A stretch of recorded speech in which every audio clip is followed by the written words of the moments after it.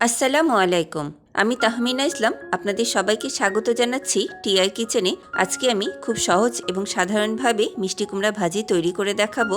আশা করি যারা নতুন রান্না শিখছেন বা ব্যাচেলার, ভিডিওটি তাদের কাজে লাগবে। চলুন তাহলে শুরু করি। এখানে আধা কেজি একটি মিষ্টি কুমড়া নিয়েছি।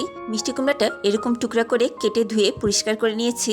চুলায় একটি কড়াই বসিয়েছি। কড়াইয়ে কিছুটা তেল দিয়ে দিব 2টা পেঁয়াজ কুচি,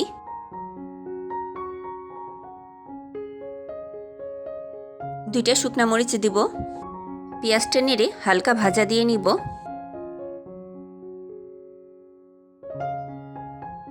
মিষ্টি কুমড়াগুলি কড়াইয়ে দিয়ে দিব। স্বাদমতো লবণ দিব। ফ্রেন্ডস, আমি এই মিষ্টি কুমড়া ভাজির মধ্যে কোনো হলুদ গুঁড়া ব্যবহার করব না। মিষ্টি কুমড়ার রঙটা এমনিই হলুদ, আর এটা ন্যাচারালি দেখতে খুবই সুন্দর লাগে। তবে আপনারা চাইলে কিছুটা হলুদ গুঁড়া দিতে পারেন। এখন সব কিছু ভালো করে নেড়ে চেড়ে মিলিয়ে নিব। চুলার আঁচটা মাঝারিতে রেখে ঢাকনা দিয়ে ঢেকে দিব 5 মিনিটের জন্য। মাঝে 2-1 বার ঢাকনা তুলে নেড়ে দিব। ফিরে আসছি 5 মিনিট পর।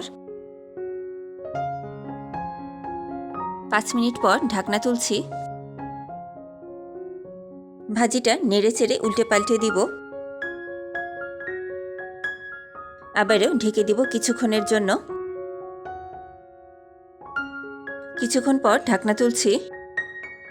কয়েকটা কাঁচামরিচ দিয়ে দিব। এবারে কিছুক্ষণ নেড়ে চেড়ে ভেজে নিব।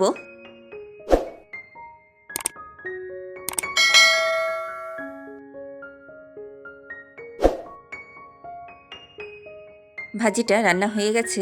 এবারে কিছুটা ধনেপাতা দিয়ে দিব। ধনেপাতা দিয়ে একটু নেড়ে চেড়ে নামিয়ে নিব। এই তো মিষ্টি কুমড়া ভাজি তৈরি করা কমপ্লিট হয়ে গেল। এখন তুলে দেখাচ্ছি। গরম ভাত, রুটি, পরোটা সব কিছু দিয়েই খাওয়া যাবে এই মজার ভাজি। ভিডিওটি কেমন লাগলো আমাকে কমেন্ট করে জানাবেন। ভিডিওটি ভালো লাগলে একটি লাইক দিবেন। আমার ইউটিউব চ্যানেলটি সাবস্ক্রাইব করবেন। আজকে এখানেই শেষ করছি। পরবর্তী ভিডিওতে আবারও দেখা হবে ইনশাআল্লাহ। ততক্ষণ ভালো থাকুন। আল্লাহ হাফেজ।